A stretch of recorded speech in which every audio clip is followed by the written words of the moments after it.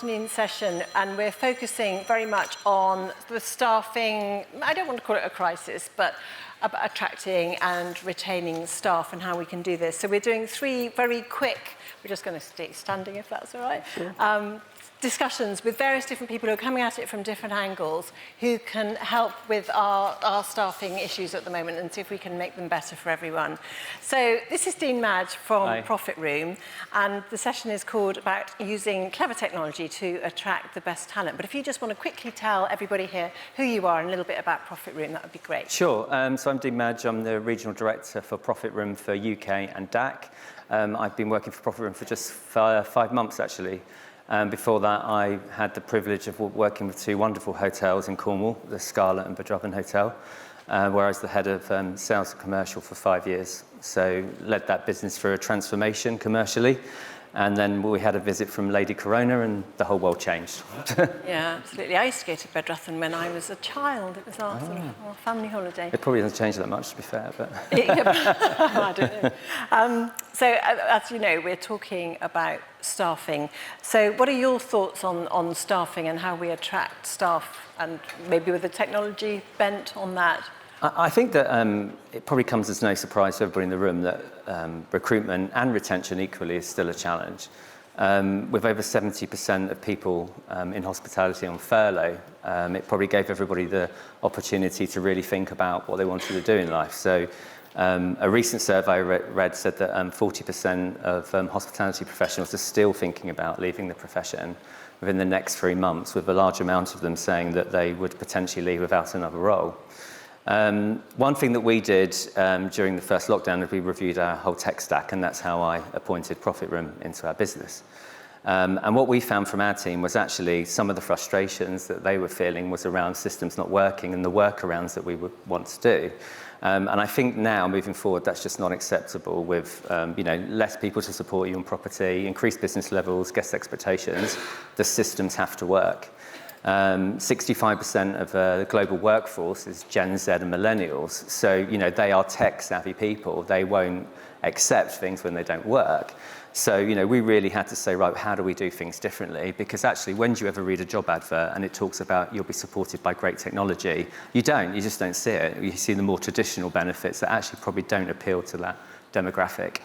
Absolutely, and I think technology truly is something that A, can transform a business, but B, can make staff, especially, I hate to sort of categorise millennials and Generation Z, or Z, I should say, but they probably will, they're less patient, I think, than the older amongst us. I think they're less accepting, and the noise that you will hear is them going through the revolving door as they leave your business. But there is another large group that aren't as tech savvy, and actually I don't see anybody going out there saying, yes, we'll give you training on the systems we use in-house, but actually we'll upskill you in life, we'll give you more technical ability, so that will benefit you outside of work. And I don't see that, and I do think there's an opportunity there for us to be able to do that. I think really what I do feel is that people want to feel that they're in an organisation where they belong, and it suits their life, and that they are used to that sort of systems. And I think if they don't have that, then they're not going to stick. And I think it's our opportunity to be able to shape that and provide that for them, so we have systems that benefit the guests and the team alike. And presumably by having a nice bit of tech like Profit Room, which I've had the privilege of having a presentation on, it does make the guest journey better, makes it much easier for the staff in-house, therefore presumably freeing up those members of staff to greet the guests, to actually give the hospitality experience. I think it provides them with the platform to be the very best version of themselves they can be. And of course I would say this, I work for Profit Room now, but having put it in my hotels, I absolutely saw the ripple effect that system had through the business. Our reservations team shoulders were a lot lower. They had more time for the detail. That then benefited the operational team.